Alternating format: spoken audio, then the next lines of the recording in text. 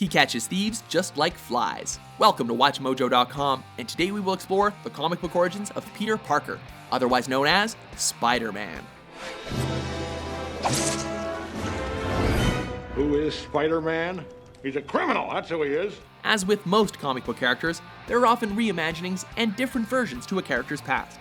We've chosen to primarily follow the storyline which unfolded in 1962's Amazing Fantasy number 15, which was expanded upon in 1978's Amazing Spider-Man number 181. Peter Parker was far from being the superhero type when he was first introduced. A teenage science nerd who was bullied at school, Peter lived with his Aunt May and Uncle Ben. Though teenage life was frustrating for him, his world was turned upside down when he was bitten by a radioactive spider at a science exhibit. Wait, thanks. While walking home, Peter discovered that the spider bite had given him powers, such as a sixth sense that he would later dub his Spidey sense and the ability to climb walls. Peter also noticed a sign advertising $100 to anyone who could stay in the ring for 3 minutes with a wrestler named Crusher Hogan. Wearing a mask to protect his identity in case he lost, Peter entered the competition and discovered more of his powers, such as his super strength and agility, and used them all to defeat Hogan.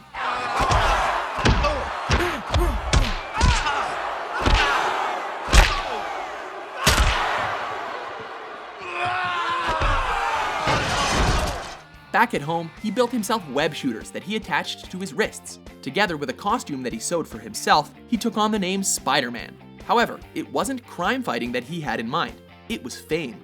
Peter began to use his powers to become a TV star, wowing audiences with his amazing feats that required no special camera effects. On his way out after a show on one fateful evening, Peter, while still in costume, allowed a thief to run past him. When the pursuing police officer asked Peter why he didn't intervene, he shrugged it off, claiming that his only concern was himself. Hey, man, stop! Somebody stop that guy! Hey, kid, little help? Not my policy. When he returned home, his Aunt May and Uncle Ben had bought him a new microscope as a gift, reminding him that he did in fact care about them as well, although he was indifferent to the rest of the world. Just as Spider-Man was becoming a national sensation, Peter returned home to discover that his beloved Uncle Ben had been shot and killed by a burglar. Uncle Ben! Call an ambulance! Someone call an ambulance! Uncle Ben! Dressed as Spider-Man, Peter chased down and cornered the criminal, only to discover that he was the same thief that he had let escape a few nights before.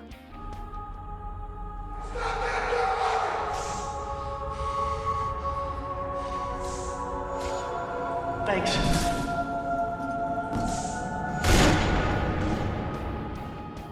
Realizing that he'd indirectly caused the death of his uncle, he learned that with great power comes great responsibility, and decided to dedicate the rest of his life to fighting crime.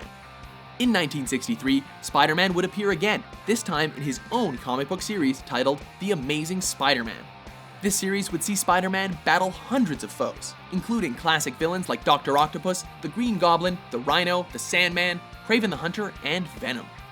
The series would also follow the growth of Peter Parker, from high school through college and beyond, with special emphasis placed on his job as a photographer for the Daily Bugle, his relationship with his Aunt May, and his romantic relationships, particularly with Gwen Stacy and Mary Jane Watson, one of the most famous comic book love triangles.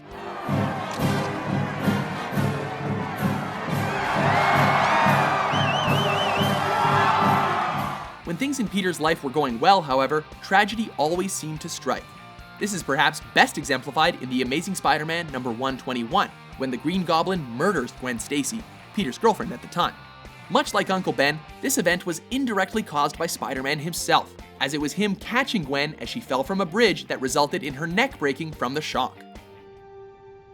Gwen! No, please! This was the main reason why Peter maintained a secret identity throughout the years, to protect those closest to him. Clearly, this didn't seem to work very well, but you gotta give him points for trying. The memory of Uncle Ben was always there to pick up Peter at his lowest point, however, especially in The Amazing Spider-Man number 50, when Peter decides to quit being Spider-Man. One night, Peter heard a night watchman crying out for help and saves him. The man reminded Peter of Uncle Ben, and the painful memory helped convince him to become Spider-Man once again. Like all comic book heroes, Spider-Man has gone through numerous reimaginings, perhaps none more prominent than the Ultimate storyline, which intended to be a modernized version of the classic character. The origin story is changed slightly as Peter is bitten by a biologically enhanced spider while visiting Oscorp laboratories on a field trip with school. Many of his villains, such as the Green Goblin, were also altered throughout this storyline to make them more modern. This series focused more on Peter's trials and tribulation in high school, particularly his on and off again relationship with Mary Jane. Since his debut, Spider-Man has appeared in several animated television series, including the campy 1960s show Spider-Man, Spider-Man! What did you expect, Peter Pan? an edgier 1994 animated series, and 2008's critically acclaimed The Spectacular Spider-Man.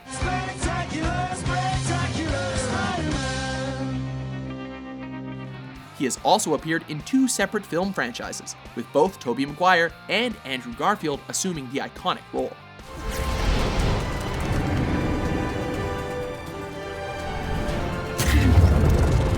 Are you a fan of Spider-Man? For more comic book origins, be sure to subscribe to WatchMojo.com.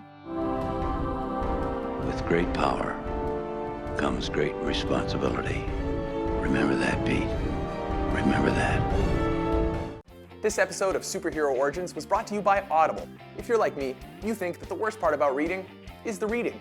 Audible helps fix this by letting you listen to over 150,000 audiobooks whenever and wherever you want. Books like Marvel Comics, The Untold Story by Sean Howe.